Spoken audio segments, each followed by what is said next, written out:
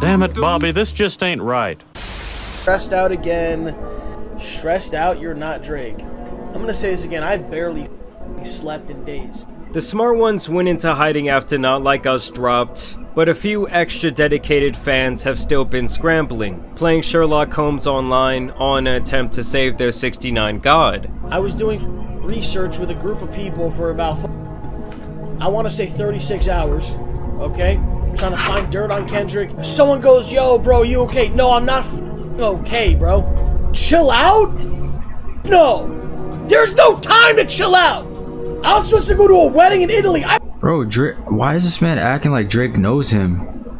Drake doesn't even know you, Monica. I might cancel that shit, bruh. And I have to say, out of all the Drake meat writers out there, no one is showing their cheeks out more than Maul from the Rory and Maul podcast. Drake is smashing this nigga, man. He's punishing this nigga. He's out rapping this nigga. It's not even close. The music is way better. The visual is way better. I fed you fake shit and you ran with it. You thought I had an 11-year-old daughter. You're a clown. You digging for dirt. You should be digging for proof. I mean, this guy really sat there for 3 hours and defended Drake more than most men would defend their girlfriend. He was damn near breaking down into tears. He got so emotional that Drake got bodied. This nigga's taking his fake information. I told y'all this on Family Matters when I said, you digging for dirt, you should be digging for proof. I got pictures of the fucking little girl, all in the fucking video plastered on the wall. I'm fucking playing with this dumb nigga, and he's going for it. I'm the most lit nigga in the game. Y'all mad, and there's no skeletons in my closet. I'm not no fucking you put your hands on your girl. She's been engaged for years. You're not married yet. You living in New York. She's not. And because he released it right after the Family Matters. It's a better record. Get the fuck out of here with that shit. We didn't say it was a better record. We said Family Matters is probably the best song in this whole shit. It ain't no probably. It's the best record that's released in this entire beef. But the best part of the bro is doing quadruple backflips on it. Oh fuck, my fault. whole podcast had to have been the loudness of the silence in this moment. Mo, if Drake had an anthem through the weekend calling Kendrick Lamar a pedophile and everyone was two-stepping to it, you would say it was the greatest thing on earth. Recordings just got better. Hey, it's Dana from StreamYard. I'm so excited to announce that local recordings are now available. Look what Drake did. He made everyone... See, the thing is, bro, Kendrick's not a pedophile, though. That's where the legitimacy becomes, like, you can tell, bro. Come on, you fucking stupid. One dance to you being a pedophile. You can't even walk outside. Because anytime we're at a party, someone's gonna play a song that's about you being a pedophile and we're gonna sing along to it. You would say, if Drake did that to Kendrick, that would be the greatest diss shit ever. You would say that. It is an undeniable fact that if Drake dropped a number... Bro, these niggas are slobbing on Drake and he don't even know it, bro.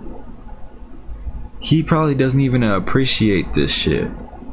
These motherfuckers are doing quadruple backflips on him. One anthem record on Kendrick's head, his fans would be throwing him parades in the street.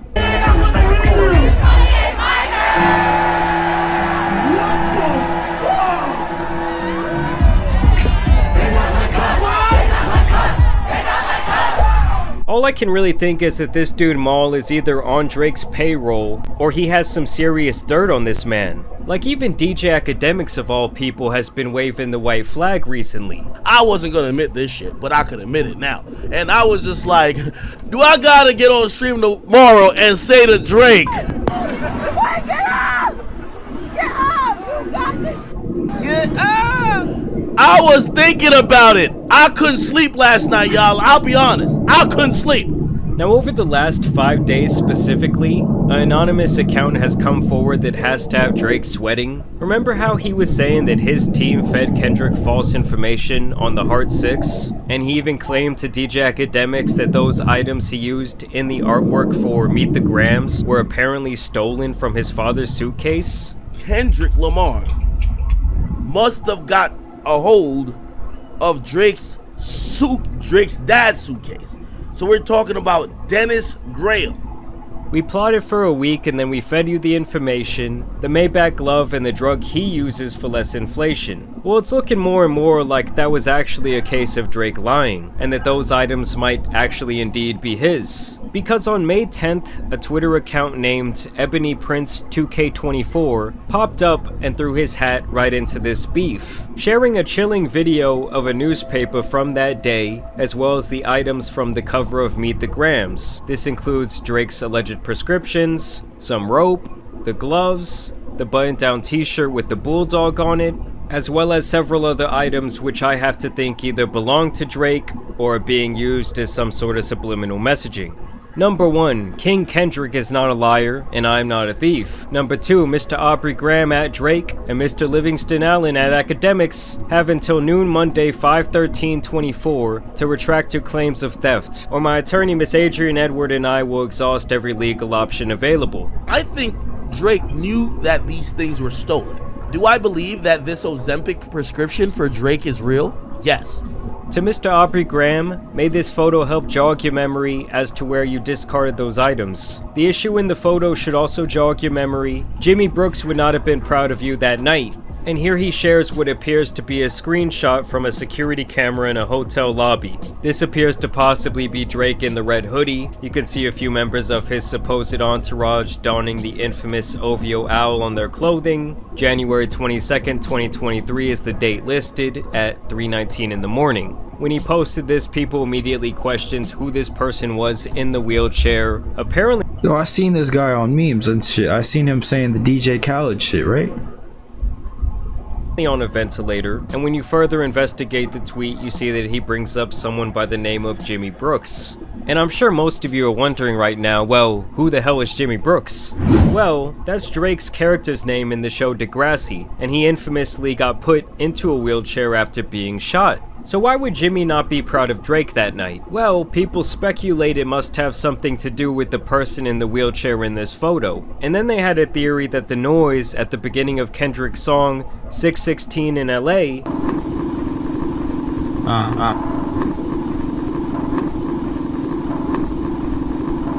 was actually a ventilator like the one seen in this photo. Well, this person has now been identified as a New York journalist named Christopher Alvarez, but I'll get back to that in a second. You've had many things discarded on your behalf over the years. I wonder if you can remember them all. You're blocking my money with your lies, so you have forced me to get it another way. 2 black American men became unemployed at this exact moment, apparently only minutes before the other screenshot. How do we know you're not like us? We never come back after we curse out the service providers. To be honest, I thought you were going to at least say you were mistaking by now, but okay.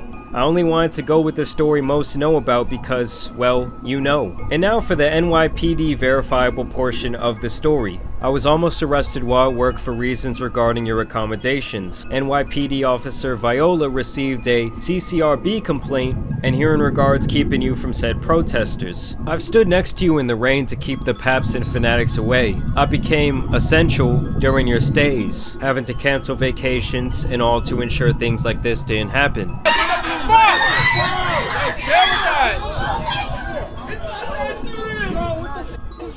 Someone asked how to make it stop. Yeah, bro, that is crazy. It is never that fucking serious. What is the security guard supposed to do with a woman that's being like that?